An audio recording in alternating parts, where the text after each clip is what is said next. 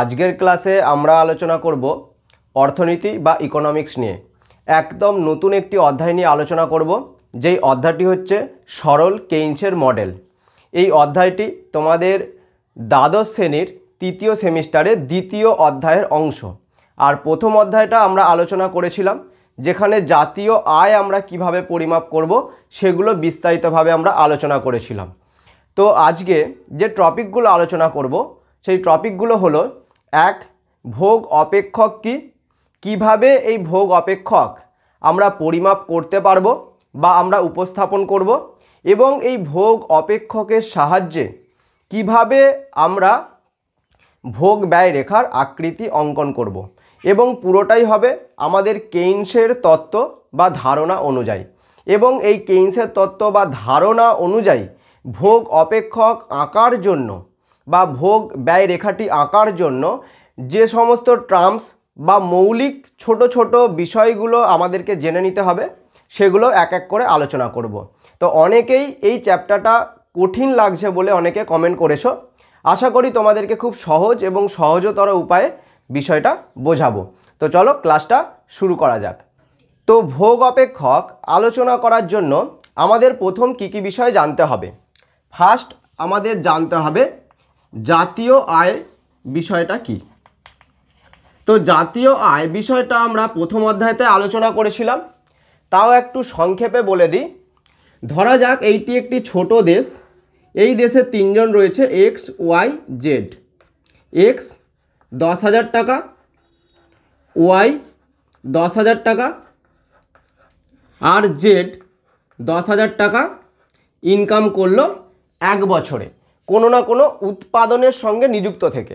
এমন নয় চুরি ডাকাতি ছিনতাই, এভাবে নয়, কোনো না কোনো উৎপাদনের কাজে নিযুক্ত থেকে এক বছরে এরা 10,000 টাকা করে তিনজনে ইনকাম করলো। তো এক্ষেত্রে এই যে 30,000 টাকা ইনকাম হলো, এটাকে বলা হবে এই ছোট দেশটার জাতীয় আয়, এই দেশটার জাতীয় আয়। এখন এই জাতীয় আয় এটা যে আমরা মাপলাম, এটা আমরা আয়শুমারি পদ্ধতি দিয়ে মাপলাম। আমরা জাতীয় আয় উৎপাদন সুমারি ব্যয় সুমারি দিয়েও আমরা মাপতে পারি। তো সেক্ষেত্রে আমাদের আরও পদ্ধতি রয়েছে, যেগুলো আমরা আগেই আলোচনা করেছি, যে ব্যয় সুমারি পদ্ধতি কি, উৎপাদন সুমারি পদ্ধতি কি, এইগুলো আমরা আলোচনা করেছি। তোমরা ক্লাসগুলো প্রথম অধ্যায়ে দেখে নিতে পারো। তো এখানে যেটা আমরা বললাম, তো এই সংক্ষিপ্ত ধারণা আমরা বললাম যে কোনো একটা দেশে এক বছরে সমস্ত উপার্জনকারী ইউনিট, যেমন এখানে এক্স ওয়াই জেড রয়েছে, তেমন একটা বড় দেশ হলে সেখানে যতজন উপার্জনকারী রয়েছে সবাই একটা নির্দিষ্ট বছরে যে পরিমাণ ইনকাম করে বা অর্থ উপার্জন করে তার সমষ্টিকে আমরা বলি জাতীয় আয়। এবার এই জাতীয় আয় থেকে সরকার কিছুটা টাকা আমাদের ট্যাক্স হিসাবে কেটে নেয়, অর্থাৎ যারা ইনকাম করছে তাদের কিছুটা টাকা সরকারকে বাধ্যতামূলক দিতে হয়, একে আমরা বলি ট্যাক্স। তাহলে আমরা যদি বলি এখান থেকে সরকার সকলের কাছ থেকে 1,000 টাকা করে ট্যাক্স নিয়ে নিল, তাহলে তিনজনের কাছ থেকেই সরকার 1,000 টাকা করে কি নিল, ট্যাক্স নিল। তাহলে এই 3,000 টাকাটা আমরা বলছি ট্যাক্স। তাহলে আমাদের ইনকাম কত হয়েছিল দেশে, দেশে টোটাল ইনকাম হয়েছিল 30,000 টাকা। সরকার সকলের কাছ থেকে কম বেশি কিছু কিছু করে ট্যাক্স নিয়ে নিল। এবার যদি আমরা বাস্তবে ধরি, তাহলে কী হবে, যার বেশি ইনকাম তাকে বেশি ট্যাক্স দিতে হবে, যার কম ইনকাম তাকে কম ট্যাক্স দিতে হবে। এখানে যেহেতু সবার ইনকাম সেম ধরেছি, তাই সবার ট্যাক্সটাও আমরা সেম ধরেছি।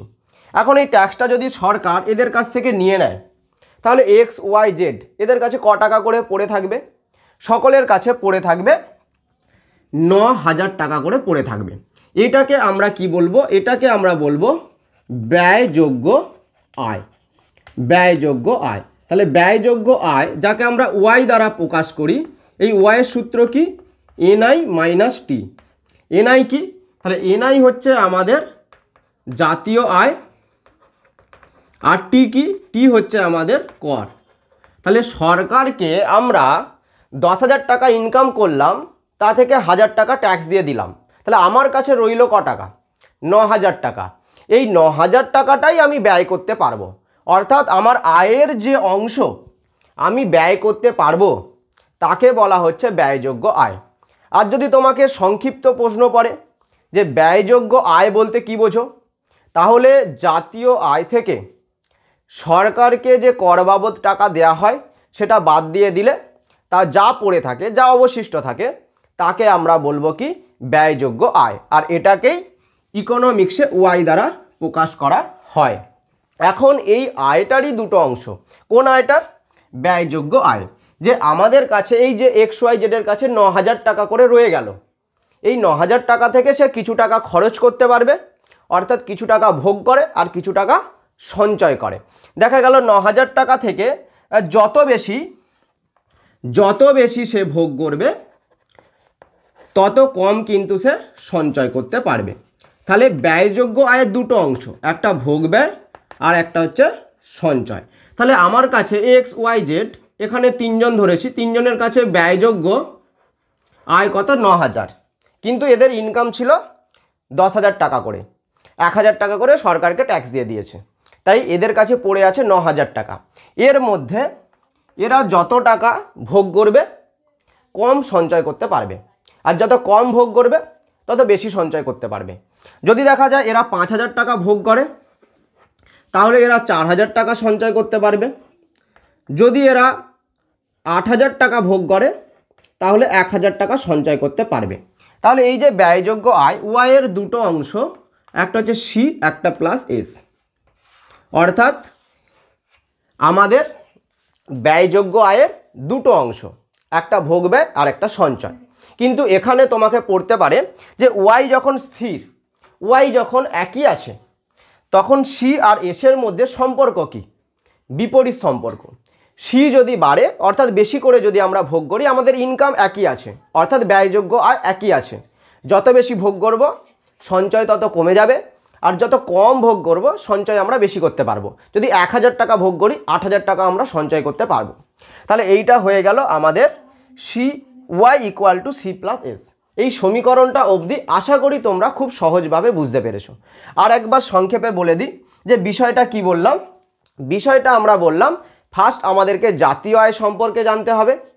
যদি কোনো দেশে সমস্ত উপার্জনকারী ইউনিট উৎপাদনের কাজে নিযুক্ত থেকে যে পরিমাণ আয় উপার্জন করে তাকে বলা হয় জাতীয় আয়। এখানে আমরা এই ছোট দেশে এক্স ওয়াই জেড তিনজনকে ধরেছি, তিনজন উৎপাদনের সঙ্গে নিযুক্ত থেকে 10,000, 10,000, 10,000, 30,000 টাকা ইনকাম করেছে, এটাকে বলবো জাতীয় আয়। এবার এই জাতীয় আয়ের একটা অংশ সরকার কর বাবদ কেটে নেয়। কর কাকে বলে? কোনো কিছু পাবো না এই আশা রেখে সরকারকে যে পরিমাণ টাকা বাধ্যতামূলক দিতে হয় তাকে বলা হচ্ছে ট্যাক্স বা কর। সরকার এদের কাছ থেকে 1,000 টাকা করে ট্যাক্স নিয়েছে, তাহলে এদের কাছে 9,000 টাকা করে টোটাল 27,000 টাকা আছে। এই 27,000 টাকাটা হচ্ছে ব্যয়যোগ্য আয়, যাকে আমরা ওয়াই দ্বারা প্রকাশ করি। ওয়াই সমান এনআই মাইনাস টি, অর্থাৎ জাতীয় আয় থেকে সরকারের ট্যাক্স বাদ দিয়ে দিলে যা পড়ে থাকে তাকে বলা হচ্ছে ব্যয়যোগ্য আয়। আর এই টাকাটাই আমরা খরচ করতে পারি, নয়তো জমাতে পারি। যদি আমরা যত বেশি ভোগ করব তত কম জমাতে পারবো, আর যত কম ভোগ করব তত বেশি সঞ্চয় করতে পারবো। তো এবার এখান থেকে এই ভোগের সম্পর্কটা আমরা জানব এবং এখান থেকে ভোগ অপেক্ষকটা বার করব। ভোগ অপেক্ষক থেকে আমরা কি করব? আমরা হচ্ছে ভোগ রেখাটা আঁকবো। তাহলে আমি ওপরটা একটু মুছে দিচ্ছি, ওপরের দুটো পয়েন্ট। তো এখানে তাহলে সি, ভোগ কার উপর নির্ভর করছে? ভোগ অলওয়েজ নির্ভর করে এফ অফ ওয়াই এর উপর। তাহলে আমাদের ভোগ ব্যয় কিসের ওপর নির্ভর করছে? আমাদের ওয়াইয়ের ওপর, আয়ের ওপর। ঠিক আছে, তাহলে ওয়াই এখানে কি? ওয়াই হচ্ছে আমাদের ব্যয়যোগ্য আয়, যেটা হচ্ছে আমাদের কি এখানে বলা হচ্ছে স্বাধীন চলরাশি। কারণ অপেক্ষকের দুটো চলরাশি থাকে, একটা স্বাধীন চলরাশি আর একটা নির্ভরশীল চলরাশি। আর সি এখানে কি? সি হচ্ছে আমাদের ভোগ ব্যয়, যেটা হচ্ছে আমাদের নির্ভরশীল চলরাশি। তাহলে ভোগ আমাদের কিসের ওপর নির্ভর করছে? ইনকামের ওপর। যে আমরা যদি বেশি ইনকাম করি তাহলে আমরা বেশি ভোগ করতে পারি, যদি আমাদের ইনকাম কম হয় তাহলে আমাদের সেই তুলনায় ভোগটাও কম হবে। তাহলে আমাদের ভোগ ব্যয় কিসের ওপর নির্ভর করছে? আমাদের ব্যয়যোগ্য আয়ের ওপর। এখন এইটা আমাদের সাধারণ অপেক্ষক বা মূল অপেক্ষক, কিন্তু অধ্যাপক কেইন্স এটা বলছে না। অধ্যাপক কেইন্স যে তত্ত্বটা দিয়েছে সেই তত্ত্বে বলছে আমরা যদি ইনকাম নাও করি, অর্থাৎ আমাদের ওয়াই যদি 0 হয়, তাহলেও আমাদের কিছুটা টাকা ভোগ ব্যয় হয়। এখন ইনকাম যদি শূন্য, তাহলে ভোগ ব্যয় কীভাবে হবে? মানুষকে তার ন্যূনতম প্রয়োজনীয় জিনিস অর্থাৎ বেঁচে থাকার জন্য খাবারটুকুও খেতে হবে, অর্থাৎ তাকে ধার করে হলেও অন্যের কাছ থেকে টাকা এনে ভোগ করতে হবে। তাহলে ওয়াই যদি 0 হয়, অধ্যাপক কেইন্স বলছে তখনও কিছুটা মানুষের ব্যয় থাকবে। তাহলে ওয়াই অধ্যাপক কেইন্সের মতে ভোগ অপেক্ষকটা একটু আলাদা হয়, এই সাধারণ রূপের মতো হয় না, অর্থাৎ সি সমান এফ অফ ওয়াই এরকম হয় না। তাহলে এর ক্ষেত্রে কি হয়, অধ্যাপক কেইন্সের ভোগ অপেক্ষকটি হয় সি সমান এ প্লাস বি ওয়াই। তাহলে এই দুটো অংশ নিয়ে আমরা বুঝব এবং আশা করি তোমরা খুব সহজভাবে বুঝতে পারবে। তো এখানে এ কি, এ হচ্ছে বলছে স্বয়ং উদ্ভূত ভোগ ব্যয়। যখন আমাদের ওয়াই স্থির, এই এটা ওয়াইয়ের ওপর নির্ভর করে না। এ কি, এ হচ্ছে আমাদের স্বয়ং উদ্ভূত ভোগ ব্যয়, যে এটা যখন আমাদের ওয়াই 0 1 টাকাও ইনকাম নেই, তখন আমাদের কিছুটা অংশ ব্যয় হিসাবে থাকে বা ভোগ ব্যয় হিসাবে থাকে। একে আমরা এ দ্বারা প্রকাশ করছি। আর বাকিটা বি ওয়াই কি, এটা আমাদের আয়ের ওপর নির্ভর করে, যে আমাদের আয় কিভাবে বাড়ছে সেই অনুযায়ী ভোগ ব্যয় কতটা বাড়ছে বা কমছে সেইভাবে নির্ভর করে। আর বি কি, বি হচ্ছে আমাদের প্রান্তিক ভোগ প্রবণতা। তো এখানে আমি একটু মুছে দিচ্ছি, তারপর বিষয়টা তোমাদেরকে আরও ভালো করে বুঝিয়ে দিচ্ছি। তো বি হচ্ছে এখানে কি বলা হচ্ছে, প্রান্তিক ভোগ প্রবণতা। বিকে কি বলা হচ্ছে, প্রান্তিক ভোগ প্রবণতা। আর ওয়াই তো তোমরা জানো যে ওয়াই সমান কি, ব্যয়যোগ্য আয়, ব্যয়যোগ্য আয়। তাহলে এ হচ্ছে কারো ওপর নির্ভর করবে না। এ যদি আমাদের 50 টাকা হয়, 50 টাকাই থাকবে, এটা কিন্তু ওয়াইয়ের ওপর নির্ভর করবে না। তাহলে এই বাকি অংশটা সম্পর্কেই আমাদেরকে জানতে হবে, বি ওয়াই সম্পর্কে। বি হচ্ছে প্রান্তিক ভোগ প্রবণতা। প্রান্তিক ভোগ প্রবণতা কি বলে, 1 টাকা যদি আমাদের ইনকাম বাড়ে, সেই তুলনায় আমরা কত টাকা ভোগ ব্যয় বাড়াচ্ছি, তাকে বলা হচ্ছে প্রান্তিক ভোগ প্রবণতা। দেখা গেল আমার 100 টাকা আয় বাড়লো, সেই অনুযায়ী আগের তুলনায় আমি 20 টাকা ভোগ বাড়ালাম, ঠিক আছে? তাহলে আমার হচ্ছে প্রান্তিক ভোগ প্রবণতা হবে 1/5। উদাহরণটা যদি আরও একটু সহজভাবে দিই, আগে আমি 100 টাকা ইনকাম করতাম, ভোগ করতাম 40 টাকা।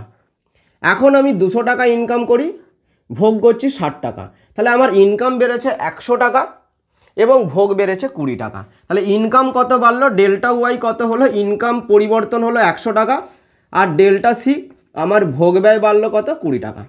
তাহলে আমার 100 টাকা ইনকাম বাড়ার ফলে ভোগ ব্যয় 20 টাকা বাড়লো। তাহলে 1 টাকায় কত বাড়ছে, তো 1/5 অংশ, অর্থাৎ 20 পয়সা করে বাড়ছে। 1 টাকা ইনকাম যত বাড়ছে, আমার ভোগ ব্যয় 20 পয়সা করে বৃদ্ধি পাচ্ছে। একে বলা হচ্ছে প্রান্তিক ভোগ প্রবণতা। তাহলে প্রান্তিক ভোগ প্রবণতার সংজ্ঞাটা তোমরা মনে রাখবে, যে আয় 1 টাকা বাড়ার ফলে ভোগ ব্যয় কত টাকা পরিবর্তন হচ্ছে বা কত টাকা বৃদ্ধি পাচ্ছে, তাকে আমরা বলছি প্রান্তিক ভোগ প্রবণতা। তাহলে এখানে যদি এইটাই আমি ধরে নিই যে সি সমান, একটা ধরে নিচ্ছি 50 টাকা, কি যে 50 টাকা হচ্ছে আমার ইনকাম হোক বা না হোক, 50 টাকা আমার খরচ হচ্ছে, প্লাস প্রান্তিক ভোগ প্রবণতা 1/5, আর এখানে ওয়াই দিয়ে দিচ্ছি 100।